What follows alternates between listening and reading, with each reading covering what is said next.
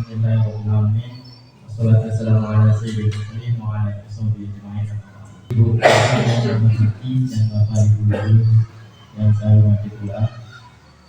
Sebelum saya mulai dalam penyebaran pemahaman dan penerapan budaya positif ini, sebenarnya saya mengucapkan banyak terima kasih kepada bapak ibu guru yang telah sukarela meluangkan waktunya untuk membantu saya di dalam memenuhi tugas, salah satu tugas di dalam pendidikan dan pendidikan ini. Perlu saya sampaikan terus bahwa kegiatan kita ini merupakan kegiatan penyebaran atau penyampaian tentang materi tentang modul yang sudah kami pelajari di pendidikan pendidikan ini. Tentunya untuk menerapkan pemahaman terkait dengan materi yang sudah kita pelajari di dalam pendidikan pendidikan ini tidak bisa dilakukan secara sendiri-sendiri. Sebenarnya kita butuhkan namanya kolaborasi kerjasama antara seluruh elemen sekolah yang ada di lingkungan sekolah kita, termasuk siswa-siswi kita yang ada di lingkungan sekolah kita ini. Baik Bapak Ibu, sebelum kita mulai ke dalam materinya, kita dapat doa ya. Seandainya di sekolah kita terdapat siswa-siswi yang setiap hari melakukan kebiasaan-kebiasaan positif, baik itu perilaku, sikap, tutur kata, tentu kita sebagai guru memiliki perasaan yang membanggakan kepada siswa kita itu sendiri. Nah, pertanyaannya, siapakah gurunya?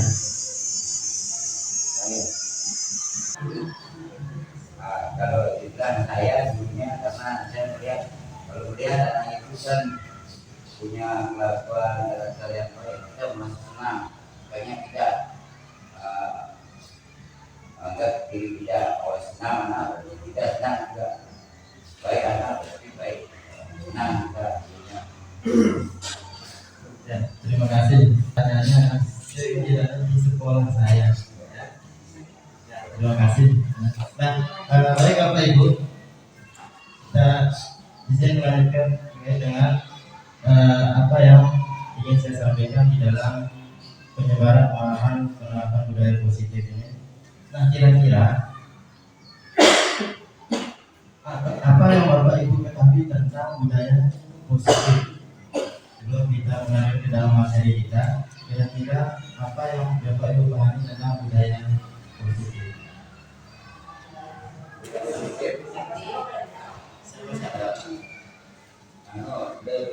Mungkin penerapan yang disampaikan kepada anak tentang hal-hal yang baik. Penerapan kebiasaan baik. Penerapan kebiasaan Baik berupa sikap, perilaku, berkata, atau bisa juga gayanya. Baik Bapak Ibu, jadi budaya positif tentu kita sama-sama mengetahui hal-hal yang berkaitan dengan positif, tentunya berkaitan dengan hal-hal yang baik. Ya. Nah, terkait dengan budaya positif kebiasaan-kebiasaan baik. Nah, tentu kita sebagai guru menginginkan lingkungan sekolah kita ini sebagai bagian dari lingkungan yang menerapkan budaya-budaya positif. Nah, tentu yang menjadi pertanyaan kita yang selalu timbul di dalam diri kita, bagaimana kita menerapkan kebiasaan-kebiasaan positif kepada siswa-siswi kita. Nah, di dalam penyampaian saya sekarang ini terkait dengan budaya positif ini, bagaimana kita merancang menerapkan budaya-budaya positif di lingkungan sekolah kita sehingga nantinya budaya positif ini menjadi suatu kebiasaan yang bisa diterapkan, dilaksanakan oleh semua elemen sekolah, baik kita sebagai guru dan anak-anak kita sebagai peserta didik. Terkait dengan budaya positif, ada beberapa konsep inti dari budaya positif yang akan saya sampaikan pada kesempatan kali ini. Yang pertama ada perubahan paradigma belajar, kedua perubahan paradigma teori kontrol dan teori pilihan, kemudian ada disiplin positif, nilai-nilai kebajikan, teori motivasi manusia, keyakinan kelas, kebutuhan dasar manusia, posisi kontrol, dan ada segitiga restitusi. Nah, tentu di dalam kita melakukan suatu perubahan, saya menyadari dan tidak semua bahkan menyadari bahwa melakukan perubahan bukan suatu hal yang mudah, Bapak Ibu. Melakukan perubahan merupakan suatu yang sangat sulit. Tapi bagaimana kita di dalam melakukan perubahan ini ada keinginan dan ada niat kita sendiri untuk melakukan sebuah perubahan. Nah, dari sini saya mengajak Bapak Ibu bagaimana kita menanamkan pada diri kita agar niat kita, keinginan kita untuk melakukan perubahan terbentuk dari kegiatan, salah satu kegiatan ini. Walaupun nanti di dalam penyampaian saya tidak begitu memberikan pemahaman pada Bapak Ibu, tapi paling tidak menjadi perancingan Bapak Ibu untuk mencari tahu lebih dalam terkait dengan konsep-konsep inti budaya positif yang akan saya sampaikan pada hari ini. Nah, terkait dengan perubahan paradigma belajar, tentu kita sudah mengetahui bahwa tujuan daripada pendidikan nasional saat sekarang ini adalah tercapainya pendidikan profil pelajar Pancasila, yaitu peserta yang beriman, bertakwa dan sebagainya. Nah, tentu untuk mencapai perubahan profil pelajar Pancasila ini kita harus memahami bagaimana perubahan paradigma yang sesungguhnya. Nah, di dalam teori perubahan paradigma belajar,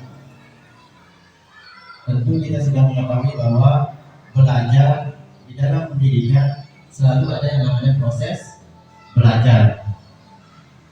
Nah, di mana ada pendidikan, di sana ada proses belajar. Nah, tapi di dalam konsep pendidikan yang sesungguhnya, pendidikan dan belajar ini merupakan suatu kesatuan yang tidak bisa dipisahkan, Bapak Ibu. Ketika ada belajar, harus ada yang namanya pendidikan. Apa itu pendidikan? Apa itu pembelajaran? Bahwa belajar adalah mentransfer pengetahuan kepada peserta didik.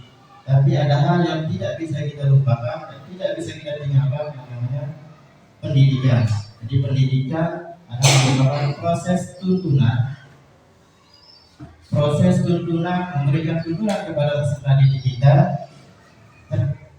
yang berkaitan dengan bakat, minat, kebakaran yang harus kita sesuaikan dengan alam dan zaman ini yang dituangkan dalam konsep pendidikan Hajar Dewantara. Pendidikan merupakan tuntunan terhadap bakat dan minat peserta didik yang harus kita sesuaikan dengan lingkungan alam dan zaman. Sehingga dari sini kita belajar bahwa kita sebagai guru, sebagai pengajar, tentunya harus memiliki keinginan terus belajar. Kita harus terus bisa mengembangkan kemampuan kita, mengembangkan pengetahuan kita dari berbagai sumber belajar, dari berbagai macam pendidikan dan pelatihan. Pendidikan sejatinya sudah disampaikan bahwa pendidikan harus bisa menyesuaikan diri dengan lingkungan alam dan zaman. Karena zaman sekarang ini lebih menggunakan teknologi digital, sehingga kita harus mampu menyesuaikan diri kita, harus mampu bagaimana melakukan pendidikan sesuai dengan zaman saat sekarang ini. Sebelum kita masuk ke dalam paradigma ini, kira-kira selama ini proses pembelajaran kita lakukan apakah berpusat kepada siswa atau berpusat kepada guru? Silakan Bapak Ibu, apa yang kita terapkan selama ini sebagai refleksi kita terhadap perubahan paradigma belajar? Kira-kira mana yang kita lakukan selama ini, Bapak Ibu. Selama ini kita terapkan apakah pembelajaran berpusat kepada siswa atau berpusat kepada guru. Berpusat kepada siswa, yang utama berpusat kepada siswa, guru baru yang kedua berpusat kepada guru.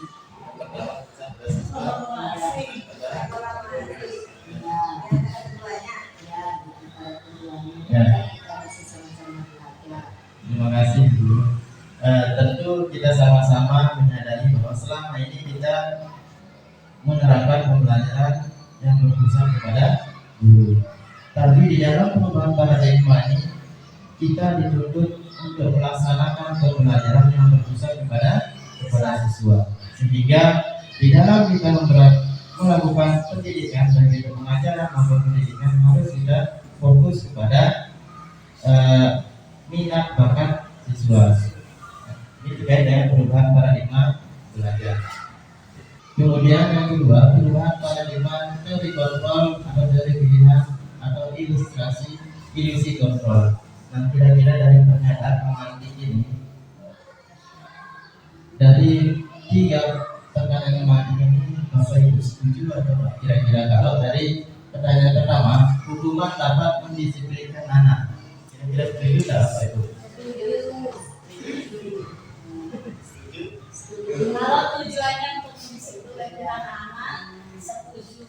Hukuman itu kan revisi yang bisa dipahami dengan membaca yang sedikit hukumannya baru kan membaca semuanya. Berarti untuk yang pertama, hukuman dapat mendisiplinkan anak. Setuju Bapak Ibu? Setuju. Kemudian yang kedua, pemberian hukuman dengan hal positif seperti membaca atau membersihkan halaman sekolah dapat meningkatkan disiplin anak. Setuju atau tidak? Saya kurang setuju. Karena menurut saya membersihkan halaman sekolah atau membaca itu bukan sebuah hukuman. Karena membaca itu adalah hal positif. Apalagi membersihkan halaman kan ada suatu pengalaman gitu. Jadi itu bukan sebuah hukuman sebetulnya. Ya, menurut saya. Baik, terima kasih. Kemudian yang ketiga, memberi penghargaan dapat meningkatkan motivasi belajar anak. Sangat setuju. Setuju? Sangat setuju. Setuju Bapak Ibu? Setuju. Ya, Bisa memotivasi siswa yang lain. bisa motivasi siswa yang lain. Ya, dari pernyataan pemantik ini bisa kita mengasumsi tentang suatu hal baik itu hukuman atau penghargaan dengan apa yang kita laksanakan bahkan selama ini. Tapi nanti di dalam penerapan budaya positif, disiplin positif terkait dengan hukuman pemberian motivasi ataupun hukuman memberikan penghargaan merupakan sebuah ilusi ya Pak. Ilusi. Kenapa? Saya minta kepada Bapak Ibu menggenggam sebuah tangannya sendiri, menggenggam kepala tangan, menggenggam sesuatu. Saya ulangi. Sekarang saya minta Bapak Ibu secara berpasangan satu orang menggenggam apa saja yang ada di sekitar Bapak Ibu. Secara berpasangan satu orang menggenggam apa saja yang ada di sekitar Bapak Ibu. Satu orang yang memegang, kemudian satu orang lagi silakan minta salah satu rekan guru untuk membuka kepala tangannya, baik itu dengan cara membujuk, merayu dan sebagainya. Silakan Bapak Ibu. Ya, saya ulangi, satu orang memegang apa yang ada di sekitarnya, kemudian satu orang lagi meminta untuk membuka kepala tangannya, baik itu dengan cara membujuk, merayu dan sebagainya. Silakan membuka.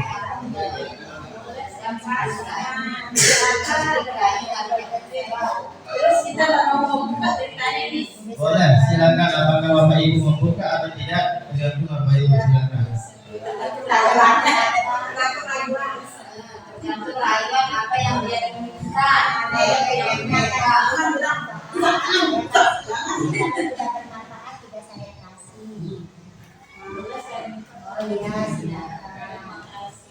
Sudah Bapak Ibu?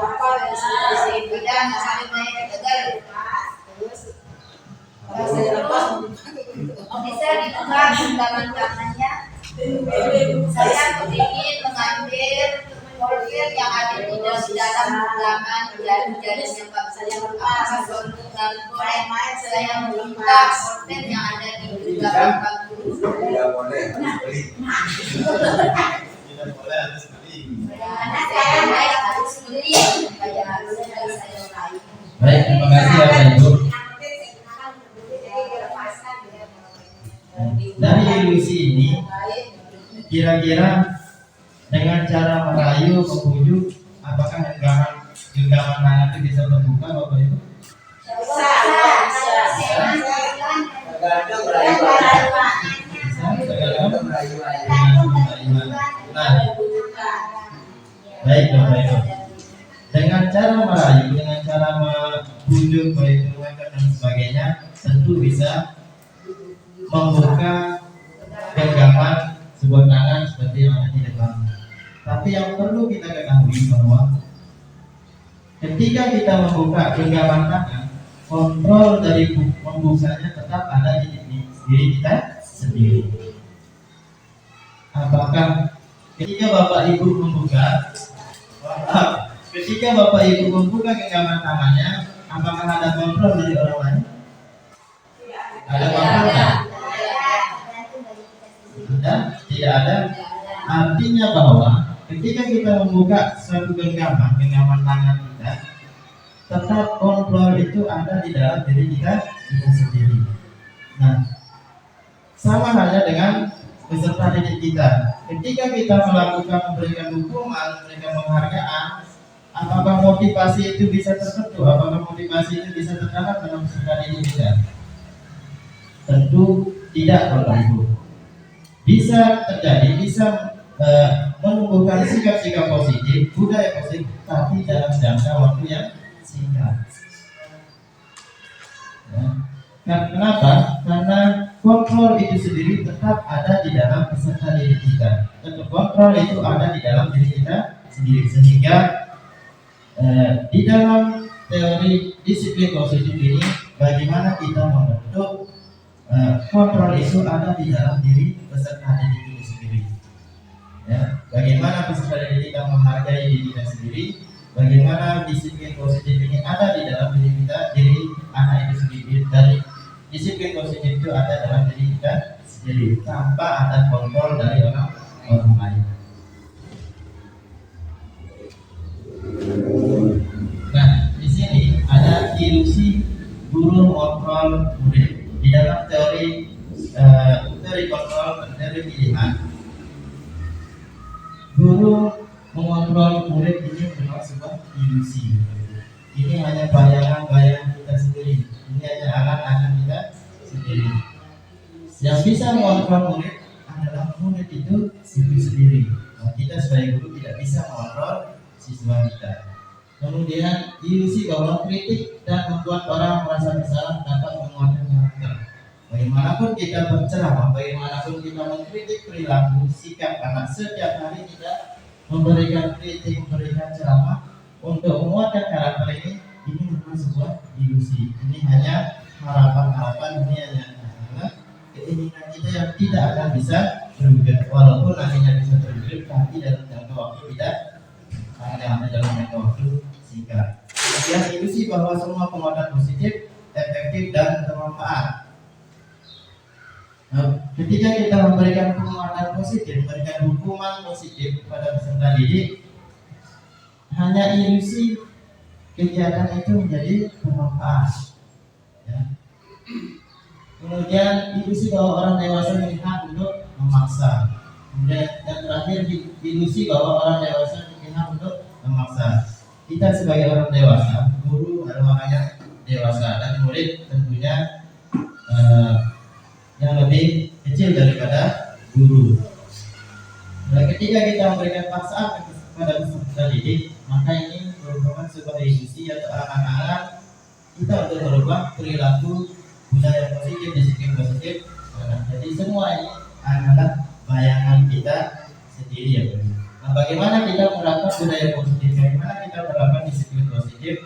Tentu ada cara yang harus kita miliki, yang harus kita laksanakan, harus kita terapkan secara konsisten di lingkungan sekolah kita. Nah, di sini ada perubahan paradigma stimulus respon teori kontrol atau dari tiga. Siapa yang sesungguhnya memiliki kontrol? Di dalam teori stimulus respon, kita mencoba mengumpulkan orang agar berpandangan sama dengan kita. Ya. Pada ini yang selalu kita biasakan dalam diri kita, bahwa bagaimana orang itu sama dengan kita, bagaimana perilaku orang itu sama dengan perilaku kita. Ini di dalam stimulus respon. Kalau di dalam teori kontrol, dilihat bahwa kita berusaha memahami pandangan orang lain tentang dunia, bahwa apa yang dilakukan pandangan orang lain terkait dengan budaya positif, disiplin positif, bagaimana kita memandangnya secara luas, bukan hanya kita menginginkan orang agar sama dengan diri kita sendiri. Kemudian yang kedua, dalam stimulus respon, perilaku buruk dilihat sebagai suatu kesalahan. Kita sadari bahwa setiap hari ketika kita melakukan suatu perilaku yang kita anggap buruk, kita menyimpulkannya bahwa itu merupakan suatu kesalahan, suatu hal yang negatif. Tapi dalam teori kontrol, bahwa semua perilaku memiliki tujuan. Dalam tanda kutip, ketika seorang melakukan hal yang negatif, perilakunya itu juga memiliki sebuah tujuan. Ini yang harus kita pahami. Bagaimana kita memahami, bagaimana kita menggali tujuan dari perilaku peserta didik kita sendiri. Kemudian orang lain bisa mengontrol saya. Yang sudah kita coba tadi, bahwa di dalam stimulus respon orang lain bisa mengontrol saya, tapi di dalam teori pilihan hanya Anda yang bisa mengontrol diri Anda sendiri. Hanya kita sendiri yang bisa mengontrol diri kita sendiri. Kemudian saya bisa mengontrol orang lain. Kita sebagai guru beranggapan bahwa kita bisa mengontrol siswa kita. Tapi di dalam teori pilihan, Anda tidak bisa mengontrol orang lain. Kita tidak bisa mengontrol peserta didik kita tidak bisa mengontrol teman-teman kita dan sebagainya. Yang bisa mengontrol diri kita adalah diri kita sendiri. Kemudian pemaksaan ada pada saat bujukan gagal. Ketika kita membujuk untuk orang lain untuk melakukan sesuatu, ketika dia gagal, yang biasa dilakukan merupakan sebuah paksaan. Tapi di dalam stimulus dari kontrol, kolaborasi dan konsensus, kolaborasi kerjasama dan kesepakatan bersama menciptakan sebuah pilihan baru. Ini akan kita bagaimana kita menerapkan teori kontrol di dalam lingkungan sekolah kita. Kemudian model berpikir kalah menang. Biasanya kita di sekolah kita berpikirnya kalah menang. Kita sebagai guru harus menang, dan siswa kita sebagai orang yang selalu salah. Ini yang biasa kita lakukan. Tapi di dalam teori kontrol, model yang kita terapkan adalah model berpikir menang-menang. Kita sebagai guru menang, peserta didik juga menang. Disiplin positif. Kira-kira apa yang kita ketahui tentang disiplin positif? Disiplin itu sesuatu kebiasaan perilaku yang baik yang dilakukan banyak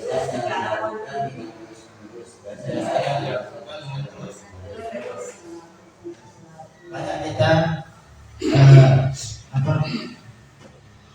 berasumsi bahwa disiplin itu adalah kebiasaan yang ada di suatu lingkungan. Misalnya terkait dengan aturan, kita mentaati aturan, mentaati tata tertib, itu merupakan sebuah disiplin.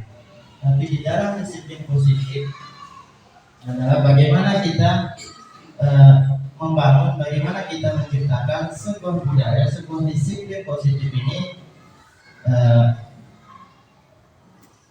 merupakan disiplin yang berasal dari diri kita sendiri. Dan biasanya kita ketahui bahwa namanya disiplin motivasi intrinsik dan motivasi ekstrinsik. Ketika kita menjalankan sesuatu, disiplin karena adanya sesuatu, adanya aturan ataupun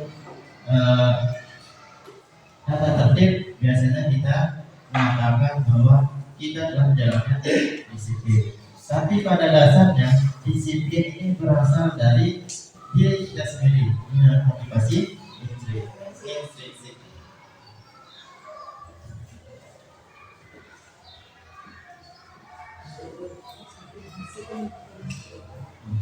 Jadi disiplin positif adalah belajar kontrol diri dengan menggali potensi agar tercapai tujuan mulia, yaitu menjadi seorang yang kita inginkan berdasarkan nilai-nilai yang kita hargai.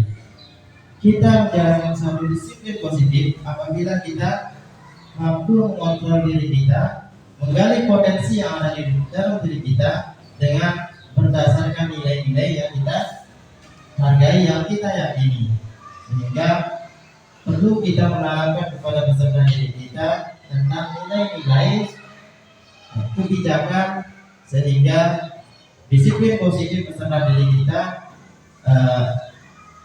menjadi sebuah kebiasaan di dalam lingkungan sekolah. Bagaimana kita menanamkan nilai-nilai disiplin, nilai kebajikan, nilai kebaikan, sehingga terciptanya lingkungan, terciptanya peserta didik dengan disiplin positif. Itu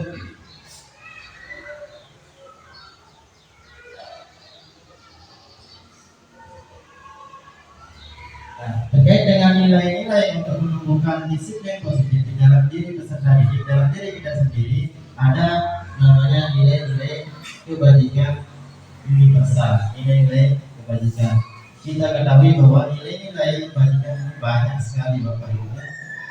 Nah, terkait dengan nilai kebajikan universal ini merupakan nilai-nilai kebajikan, sifat-sifat positif manusia yang merupakan tujuan mulia yang dicapai setiap individu. Nilai-nilai tersebut bersifat universal dan lintas bahasa, suku bangsa, agama maupun latar belakang. Jadi nilai-nilai kebajikan harus kita tanamkan dalam keseharian kita, merupakan nilai-nilai yang universal yang diakui oleh semua kalangan, baik itu agama, bahasa, suku, bangsa dan sebagainya. Ya, seperti apa? Seperti tanggung jawab, biasanya bisa tanggung jawab, menghargai, menghormati dan sebagainya. Ini merupakan bagian dari nilai-nilai kebajikan universal. Nah, nilai-nilai ini harus kita tanamkan pada peserta didik sehingga motivasi di dalam menjalankan menerapkan disiplin positif ini benar-benar berasal dari diri peserta didik kita sendiri, bukan dari hukuman, dari aturan ataupun tata tertib yang ada di lingkungan sekolah. Ini yang menjadi harapan tujuan dari penerapan disiplin positif ini. Nah, bagaimana kita menerapkannya? Bagaimana kita menanamkan kepada peserta didik kita? Tentunya harus kita memahami yang nantinya kita bahas pada saat sekarang ini, di mana disiplin positif, tujuan dari disiplin positif ini adalah menanamkan motivasi pada murid-murid kita, yaitu untuk menjadi orang yang merdeka, menginginkan dan menghargai diri sendiri dengan nilai-nilai yang mereka percaya. Kemudian ada teori motivasi perilaku manusia, ada hubungan penghargaan dan restitusi. Kita sama-sama mengetahui bahwa yang biasa kita laksanakan, yang biasa kita terapkan di dalam lingkungan sekolah kita biasa menerapkan yang namanya hukuman ataupun penghargaan. Ya, di mana kedua ini, hukuman ataupun penghargaan ini merupakan kegiatan yang dapat memotivasi peserta didik, tapi di dalam motivasi ekstrinsik, motivasi tidak dari luar saja, tidak bisa menimbulkan meyakinkan, menciptakan kebiasaan-kebiasaan baik kepada peserta didik kita. Dari hukuman penghargaan ini tidak akan bertahan lama dalam waktu sehingga motivasi ini namanya motivasi ekstrinsik. Nah, kemudian ada restitusi. Yang sudah ada pernah mendengar apa itu?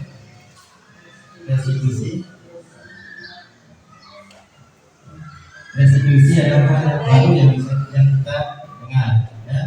Sesuatu hal yang baru yang harus kita terapkan, yang harus kita pahami, terapkan di lingkungan sekolah. Inilah yang menjadi inti daripada penerapan disiplin positif. Bagaimana kita merancang, bagaimana kita menerapkan restitusi di dalam semua kegiatan yang ada di lingkungan sekolah.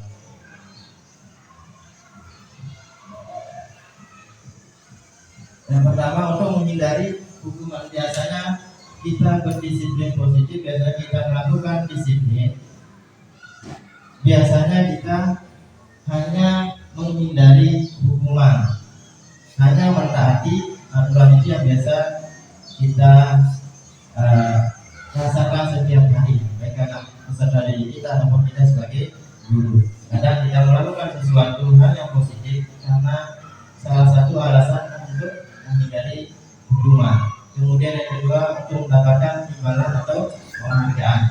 Kemudian yang ketiga, untuk menghargai diri sendiri. Nah, disiplin positif adalah salah satu tujuannya adalah untuk menghargai diri sendiri. Bagaimana kita menanamkan kepada peserta didik kita agar peserta didik kita dapat menghargai dirinya sendiri? Tentu dengan cara yang ketiga ini, melakukan restitusi. Apa itu restitusi? Restitusi merupakan proses kolaboratif yang mengajarkan murid untuk mencari solusi, ya, untuk masalah mereka, dan membantu murid berpikir tentang orang seperti apa yang mereka inginkan menjadi sifat tujuan mulia, dan bagaimana mereka harus memperlakukan orang lain. Nah, jadi restitusi ini bagaimana kita menerapkan kepada peserta didik kita atas perilaku, atas tingkah laku yang dilakukan oleh peserta didik kita, tentunya untuk mencari solusi bagaimana peserta didik kita mengatasi permasalahan yang mereka hadapi, yang mereka lakukan. Sehingga dengan kita menerapkan restitusi ini membentuk siswa kita untuk selalu menghargai diri sendiri. Bagaimana caranya kita menerapkan kepada peserta kita untuk mencari solusinya? Kemudian ciri-ciri restitusi. Yang pertama, bukan menebus kesalahan, ya, namun untuk belajar dari kesalahan. Kadang kita menerapkan hukuman kepada peserta didik kita adalah untuk menebus kesalahan, baik itu hukuman atau memberikan imbalan. Kadang kita lakukan itu hanya untuk menebus sebuah kesalahan. Tapi di dalam restitusi bukan untuk menebus kesalahan, namun untuk belajar dari kesalahan. Bagaimana kita menumbuhkan peserta didik dari kesalahan itu, mereka bisa belajar dari apa yang sudah dilakukan. Kemudian memperbaiki hubungan. Restitusi ini memperbaiki hubungan kita dengan orang lain, antara kita sebagai guru dengan siswa. Kadang ketika kita melakukan hukuman kepada peserta didik hanya menimbulkan kebencian dari peserta didik kita, sehingga di dalam penerapan restitusi ini tujuannya adalah untuk memperbaiki hubungan antara peserta didik dan guru. Kemudian tawaran bukan paksaan. Jadi restitusi ini merupakan sebuah tawaran kepada peserta didik, kepada peserta kita yang melakukan tindakan-tindakan di luar dari disiplin positif. Biasanya ketika kita melakukan hukuman, di sana kita menerapkan paksaan kepada peserta didik. Ketika kita berikan hukuman, misalnya ketika dia tidak mengerjakan tugas, kita paksa dia untuk misalnya lari dan sebagainya. Ini merupakan hubungan dan tidak paksaan. Nah, di dalam restitusi, bagaimana kita memberikan sebuah tawaran solusi kepada peserta didik sehingga menumbuhkan motivasi di dalam diri peserta didik itu sendiri. Kemudian restitusi menuntun anak untuk melihat ke dalam diri. Restitusi mencari kebutuhan dasar yang mendasari tindakan. Restitusi mencari kebutuhan dasar. Setiap tindakan, setiap apa yang dilakukan peserta didik kita, ketika dia menyimpang dari disiplin positif, tentu ada kebutuhan dasar yang tidak terpenuhi. Jadi untuk di dalam restitusi, tentu kebutuhan dasar kita gali sehingga mendasari tindakan yang akan kita lakukan. Kemudian yang kedua, restitusi diri adalah cara yang paling baik. Restitusi fokus pada karakter, bukan tindakan. Biasanya kita melakukan hubungan dalam beberapa tindakan apa yang harus kita lakukan dalam peserta didik.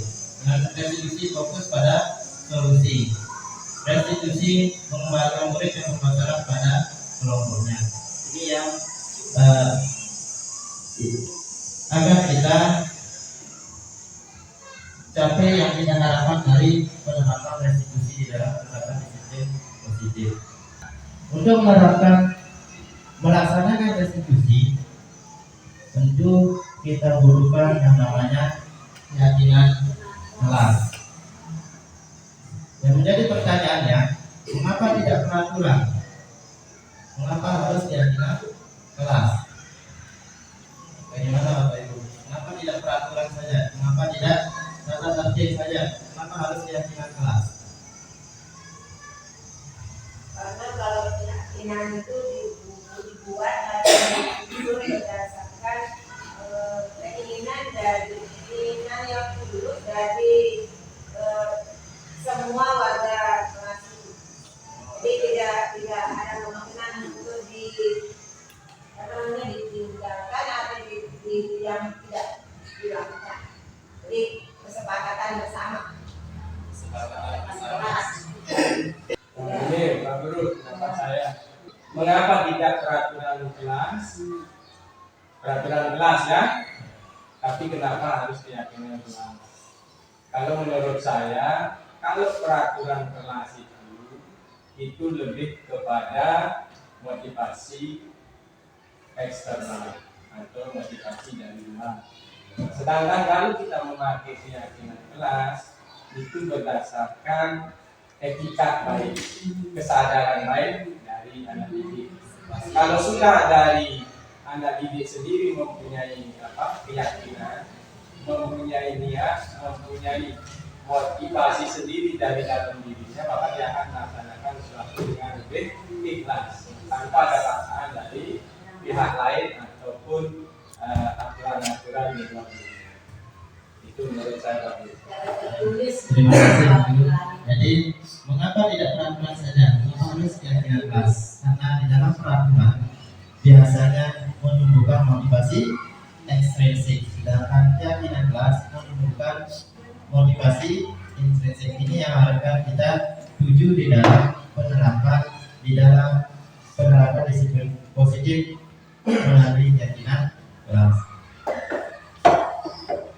Tujuan adalah untuk membentuk motivasi intrinsik, kembali ke nilai-nilai keyakinan lebih menggerakkan seorang dibandingkan mengikuti serangkaian peraturan. Sehingga dari keyakinan kelas ini menumbuhkan kesadaran peserta didik kita untuk melaksanakan disiplin positif dalam jangka waktu yang panjang. Bagaimana disiplin nilai kebajikan ini? Keyakinan kelas ini berdasarkan nilai-nilai kebajikan, nilai-nilai kebajikan universal dan bisa kita jadikan sebagai sebuah keyakinan kelas. Ini yang menjadi tugas kita nanti ya Bapak Ibu, agar penerapan disiplin positif di lingkungan sekolah kita bisa kita jalankan, bisa kita laksanakan. Tentunya Bapak Ibu, kita semua membuat yang namanya sebuah keyakinan kelas.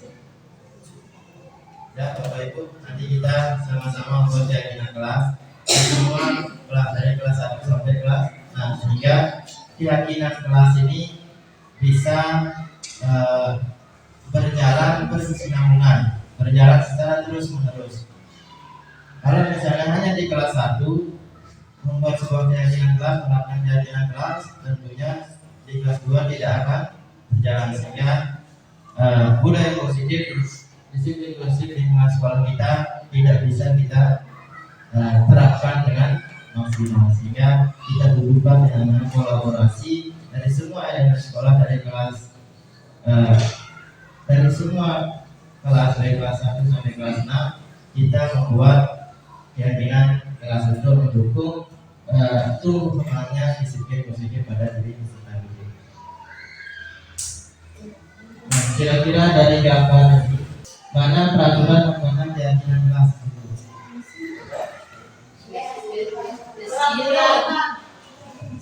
Datang tepat waktu, menjaga kebersihan. Datang tepat waktu, mengucap salam, menjaga kebersihan sekolah, berorasi dan sudah kegiatan, aktif dalam pembelajaran dan tertib. Kira-kira keyakinan kelas atau apa namanya, atau tata tertib atau kesepakatan kelas?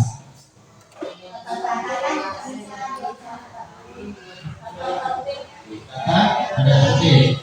Kalau di sebelah sini kami guru dan murid yang saling menyayangi. Kami murid yang semangat belajar. Kemudian kami murid yang peduli dengan teman-teman. Tata tertib atau keyakinan? Keyakinan kelas. Karena di dalam keyakinan kelas mengandung nilai-nilai kebajikan yang universal. Nilai kebajikan yang mana? Saling menyayangi, kemudian semangat, kemudian peduli. Ini menjadi keyakinan yang harus tertanam di dalam peserta didik. Sehingga dengan keyakinan ini menumbuhkan motivasi intrinsik peserta didik.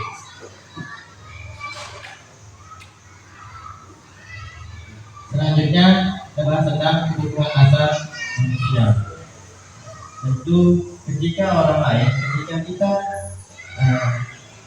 berperilaku di luar dari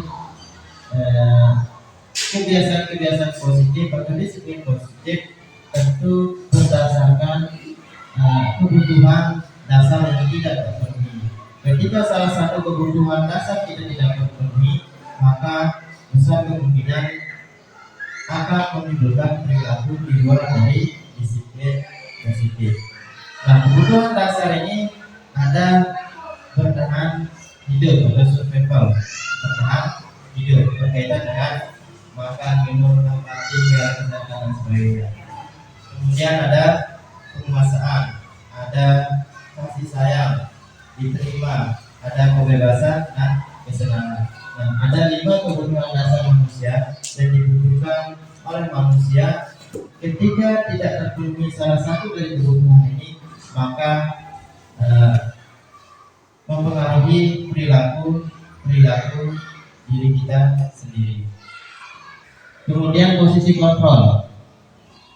Posisi kontrol ada pengukur, pembuat rasa bersalah, dengan pemantau dan manajer.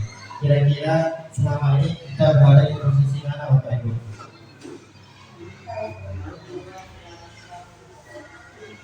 Kita penghukum, pembuat rasa bersalah, teman, pemantau dan manajer. Kira-kira selama ini kita berada di posisi yang mana, Bapak Ibu?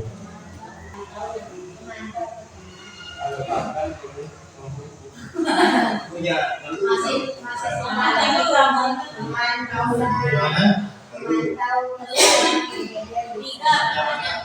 Saya di 3. Teman. Bapak Ibu yang lain? Bayaran di 5. Kadang kita memantau, kadang juga kita manajer. Baik. Kadang kita sebagai teman, kadang memantau, kadang manajer, kadang menghukum, kadang membuat rasa bersalah. Ini 5 posisi untuk kontrol kita sebagai guru, yang dimana posisi penghukum, membuat rasa bersalah di dalam paradigma perubahan ini hal yang harus kita tinggalkan, Bapak Ibu. Di mana posisi kita seharusnya? Seharusnya kita berada di posisi manajer. Kita berada di posisi manajer. Bagaimana kita berada di posisi manajer? Tentu ada hal-hal yang harus kita terapkan, yang harus kita tanamkan di dalam peserta didik kita. Ketika kita menjadi seorang manajer, maka kebiasaan-kebiasaan positif, nilai-nilai kebajikan harus tertanam di dalam peserta didik. Kalau misalnya kita belum mampu menjadi mengambil posisi manajer, kita mengambil inisiatif sebagai pemantau. Kalau tidak bisa sebagai pemantau, paling tidak kita bisa sebagai teman. Nah, di dalam praktik perubahan, posisi penghukum dan merasa bersalah ini merupakan posisi kontrol yang harus kita tinggalkan. Nah, ini 5 posisi kontrol ketika kita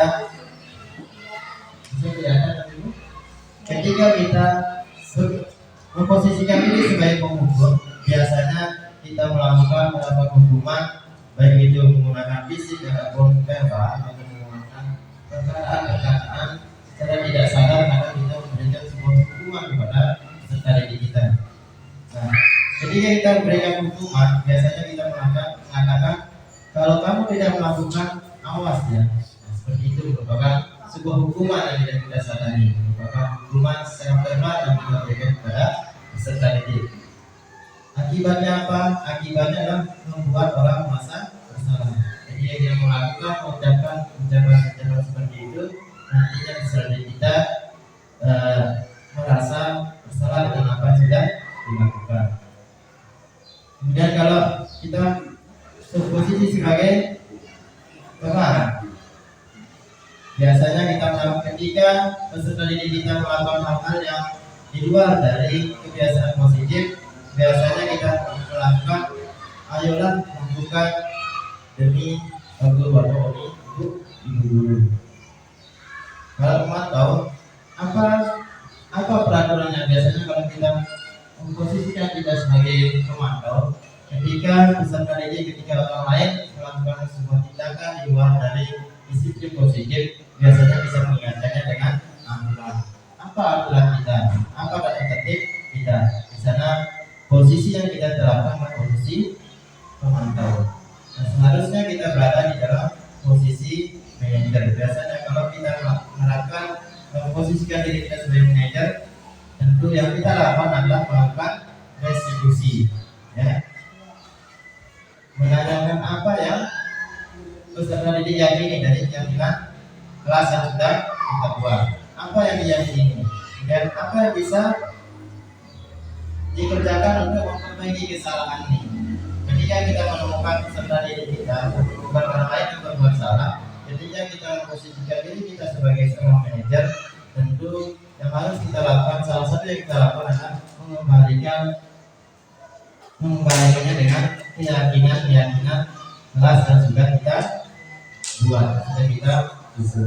Apa yang kita yakini, apa yang belum diyakini dari keyakinan, apa yang belum diterapkan dari keyakinan kelas itu sendiri, sehingga dengan kita memposisikan diri kita sebagai seorang manajer di dalam kelas kita, maka motivasi intrinsik peserta didik kita bisa terbangun. Kira-kira dari pernyataan ini di mana posisi kontrolnya? Ketika kita mengucapkan saya kecewa sekali dengan kamu, kira-kira posisi kita sebagai apa?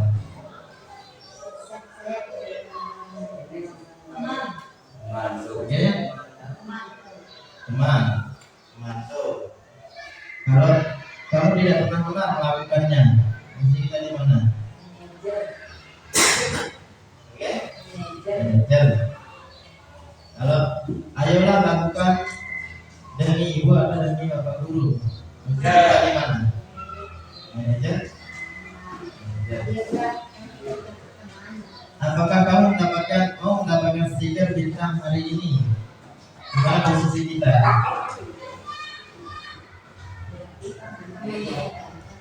Manajer. Bagaimana kamu bisa menyelesaikan masalah ini? Berapa posisi kita? Ya, Ya. Kamu selalu yang paling terakhir. pemantau. Oke? Yang nomor 2 itu Yang kedua, kamu tidak benar-benar melakukannya. Posisi kita di mana? Coba kita lihat dulu. Ya. Ketika kita melakukan mengeluarkan pernyataan kepada peserta didik, saya kecewa sekali dengan kamu, maka kita membuat peserta didik kita merasa bersalah. Kenapa? Karena membuat orang lain kecewa, membuat bapak ibu guru kecewa. Kemudian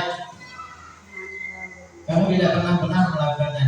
Posisi kita di sana sebagai hukum dengan cara menyarankan dengan cara ucapan. Kemudian ayolah lakukan demi ibu atau demi bapak. Posisi kita adalah sebagai teman. Kemudian apa kamu mendapatkan stiker, mendapatkan 100 sudah tadi kita lakukan di kelas. Siapa yang mendapat 100, yang mendapat 100 sebenarnya di sana kita berada pada posisi teman. Kemudian bagaimana kamu bisa menyelesaikan masalah ini? Posisi kita sebagai manajer. Ini yang kita cari, ini yang kita kejar di dalam keseharian kita di lingkungan kelas atau lingkungan sekolah itu sebagai manajer. Bagaimana kita melakukan peserta didik kita untuk mencari solusi atas permasalahan yang peserta didik lakukan. Kemudian kamu selalu paling terakhir. Ternyata ini merupakan posisi kita sebagai pemimpin. Kemudian yang terakhir ada segitiga restitusi.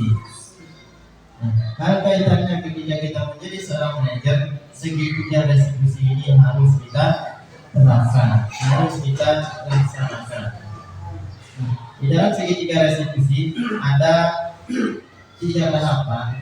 Ketika peserta didik melakukan hal-hal atau tindakan-tindakan di luar dari disiplin positif, ada 3 tindakan yang harus kita laksanakan sebagai sebuah yang dinamakan dengan segitiga restitusi. Ada yang pertama, menstabilkan identitas. Yang paling bawah ini, kita menstabilkan identitas peserta didik. Ketika anak didik kita mengalami suatu permasalahan, maka yang kita lakukan adalah dengan cara memanggil, mendekati, atau meminta dari dalam ruangan kita pribadi, sehingga di sana kita bisa menstabilkan identitas peserta didik kita. Ya, sehingga dari apa yang dilakukan, bagaimana kita melakukan menstabilkan identitas ini, salah satunya adalah kita mengatakan kepada peserta didik bahwa setiap orang, setiap kita pasti pernah melakukan kesalahan, sehingga dia ketika peserta didik kita melakukan kesalahan, dia menganggap dirinya salah. Dari kesalahan itu dia belajar berpikir positif tentang apa yang sudah dilakukan. Kemudian di dalam menstabilkan identitas, yang bisa kita lakukan adalah meyakinkan kepada peserta didik kita bahwa peserta didik kita bukan satu-satunya yang pernah melakukan sebuah kesalahan. Setiap orang sudah kita pernah melakukan kesalahan. Nah, di sini kita